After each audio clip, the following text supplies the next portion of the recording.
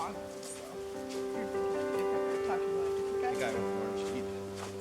I don't know if I remember him exactly now.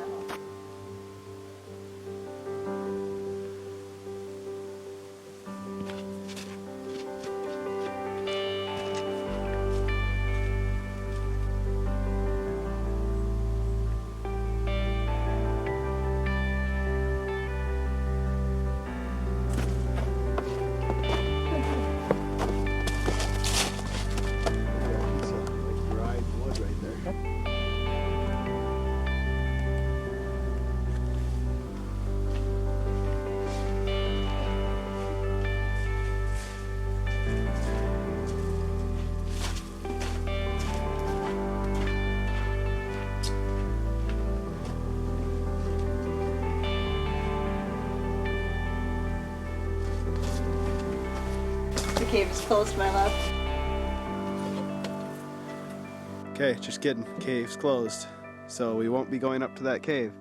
Aww. That's unfortunate.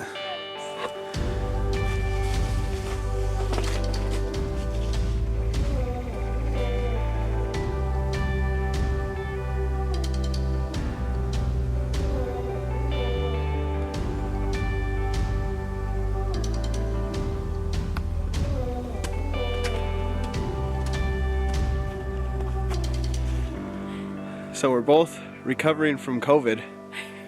So this hike back up is definitely taking it out of us, right?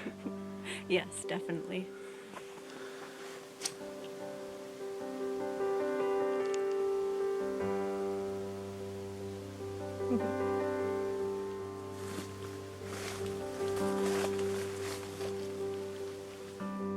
What's down there? Mysterious things? Vampires. I see a little pink flag.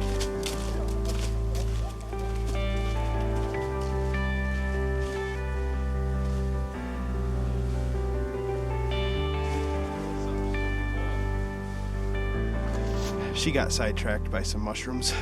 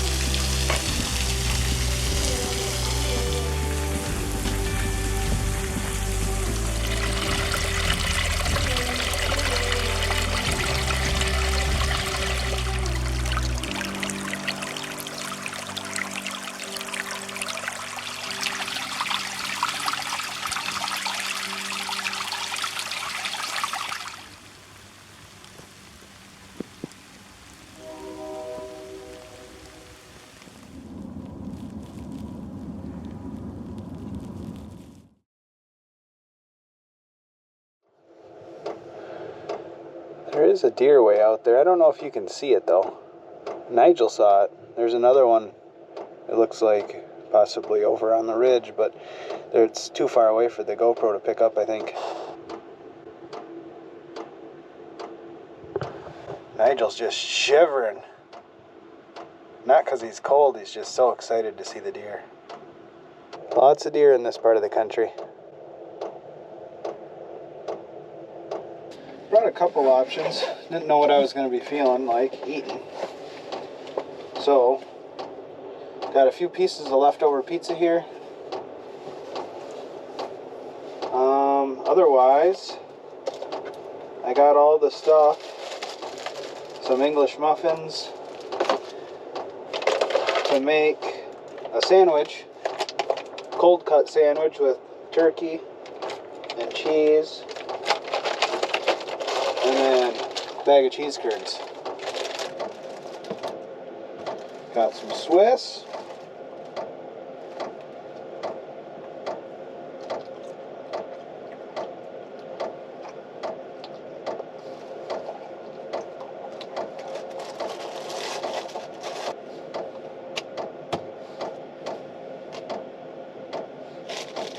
So this is honey ham turkey right here.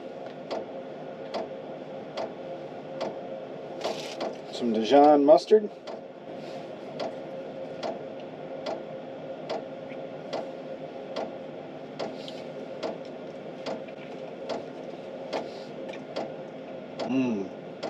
Buttermilk English muffin with smoked turkey, honey maple turkey, Swiss cheese, and Colby Jack, maybe?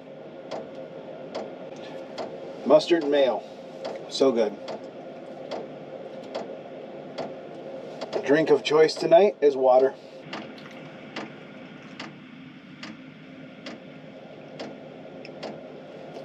Why are you looking at my sandwich? Oh, you weren't? Oh, I think you were. All right.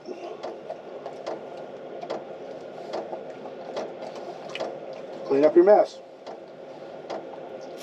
Good old blue towels. They work good for plates, cleaning up messes, emergency situations, if you know what I mean. It's always good to have some blue towels on hand.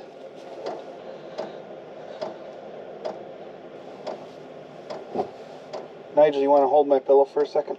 Thank you. Alright, so I'm going to show you this mattress that Lauren, my amazingly beautiful lady friend, found for me. Got a black sheet on it right now. So there it is. So I got the blue foam underneath. That's all I had before. And then I picked this up, which rolls up. It's got straps so you can roll it up and strap it down. And then this cover also zips onto it, so you can take this cover off and wash it. But the combination of these two together, at least the 5 minutes or so that I've laid on it so far, feels like it's going to be perfect. That's just the extra little bit I needed.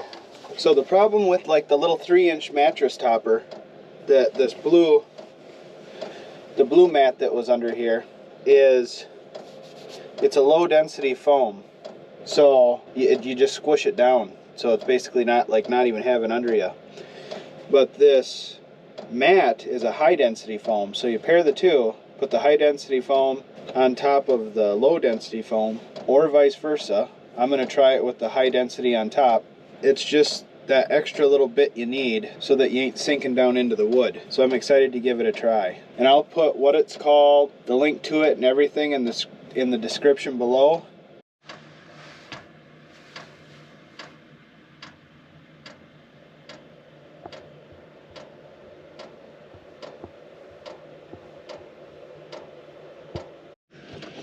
Alright, so I just pivoted my bed out so it's in sleep mode.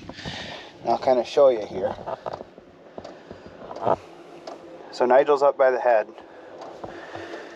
So it's normally like this, and I just pivot out the foot part, which leaves this little triangle. So there's the point up there, and then it gets wide down here. That's where Nigel sleeps. Come over here, Nigel. Go down in your bed. Good boy. So what this does is it allows me to sleep diagonal. And in a 5.5 foot bed, now I can sleep straight out. I don't have to have my legs curled up. Nigel's got plenty of room over there, and it works really well. Currently 9:17. Just got done watching a movie on Amazon Prime called Panama. It's pretty good. Just gave Nigel some water, and we're gonna go outside now and take a little potty break. I can tell Nigel's got to go. Then we'll come back in here and hit the hay, so we'll see you in the morning.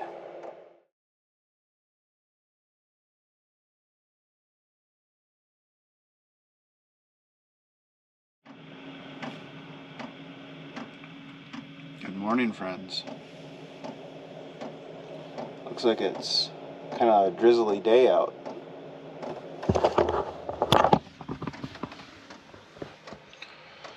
There's Nigel. You can see his booty right there.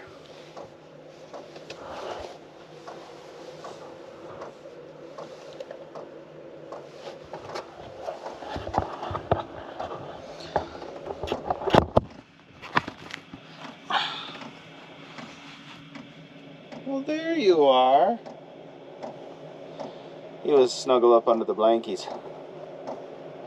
Oh, I was hoping to see some deer this morning, but no such luck. Nigel, how was your night? Was it good? Give you a little look outside. Yeah, there's some drizzle coming in from this way.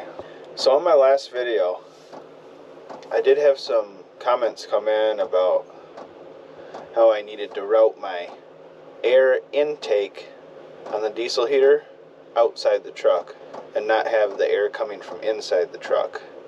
So I wanted to clear up how I got things set up here a little bit, because I do have my intake coming from outside of the truck.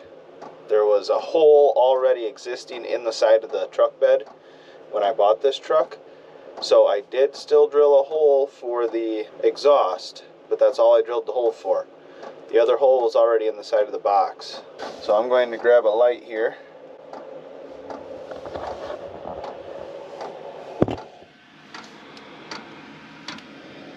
So there's the intake, and it's going through the side of the box.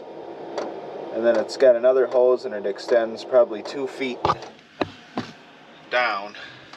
And then I also rerouted my exhaust, so it's basically double the length. And I actually am dumping the exhaust out right below my receiver hitch, pointing straight down at the ground. So last night it worked. The first night we tried this setup, I was getting some diesel fumes. And I think it's because the exhaust was kind of more under the box, and it was still facing downward, but it's just the fumes were, I think, just sitting under the box, whereas now they're getting out from under the box. 38 outside. I think the lowest I ever saw it get was 37. 62 in here. At one point it was 69. And I had my shirt off and pants and everything else. So I turned that down, and then within a half hour I put my shirt back on. So Nigel, he was good all night, nice and cozy. This morning he did decide to get under the covers for a little bit, but he likes to think he's hunting, so he's always looking out the windows, making sure he ain't missing nothing. Want some water?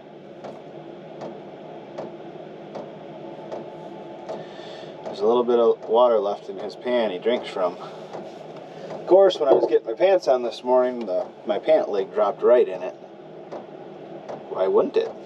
Also, friends, let me know if the camera situation looks better for you.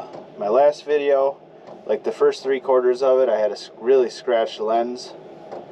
So then I had to get out my old GoPro, which does not work very well. It doesn't save stuff on the cards very well. But now I got a media mod with a new lens on the GoPro. So my super beautiful better half, Lauren, got me these to try. They taste amazing. The only thing I ain't super pumped about is they only treat 6 to 8 ounces, which, who only drinks 6 to 8 ounces of coffee? I got 12 ounces in here left.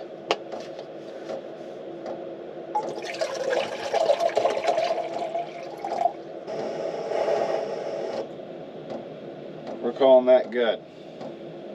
12 ounces is 2 packs.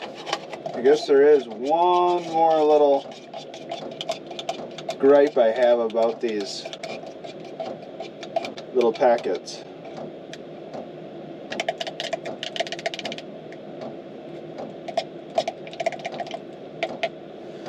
And that is, there's no little, like a lot of these little packets will have like a little tear here, slit on the side that you can just pull. These do not have that, which do make them a little difficult to open. You got to shut those if you don't like lava hot coffee, you want to actually be able to drink it right away, then I wait till the water just starts to steam, wait a little bit longer, and then shut it off. Because if you wait for this thing to turn red, then it's just lava hot. What do you think, Nigel? He says, I just want out, Dad, so I can smell and hunt and you just keep talking to that camera. So update, the new camping mat, which I showed earlier, worked amazing. My hips didn't end up getting sore, my shoulders didn't end up getting sore, so that new high density camping pad paired with the low density gel, memory gel pad on top of it. Oh, so comfy. As comfy, if not slightly more comfy than my bed at home. So I did end up switching. At the beginning of the night, I had my memory foam at the bottom and the high density mat on the top. And last night I did get up and switch them around just to see what I liked better. And I do like the memory foam on top better. There is a deer over there, but I just know that it's going to be too far for the GoPro to see. I'll still point it over there, and maybe while editing we can make it work. I have another camera with zoom, and of course I forgot the spare battery at home, and I ran out of battery almost as soon as I got set up. So hopefully while I'm editing I can try to get that visible a little bit. The other thing I was going to let you guys know, any of you that have just bought a portable power station, I don't care the brand, any brand, and you're going to do winter camping with it, keep it stored in the house in the heat, and then on your way to wherever you're camping, keep it in the cab of the truck in the heat, because if they get cold enough, they will not work. So like me, if I was to put this Blue Eddy, if I just put it in the back of the truck so it's back here when I get somewhere to camp, and I have a 2-hour drive or a 1-hour drive and it's 20 degrees outside, that Blue Eddy could very well not work once I got to the campsite because it would be too cold. So then I'd have to warm it up, which would take quite a while. So I just keep mine warm. Store it in the house, put it in the cab of the truck where I got the heat on the way to the campsite, and then basically just, once you put it back here, start the diesel heater, and it stays warm. All right, Nigel Poo, you want to go outside? We'll go outside and go potty. 38 degrees outside. If that's accurate, it's going to be pretty warm today, I think. Well, it must be accurate, or it's at least above freezing because it's drizzling out.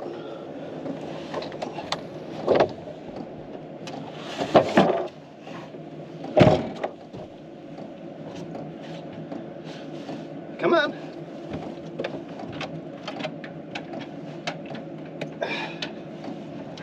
Hey. All right, come on, get down.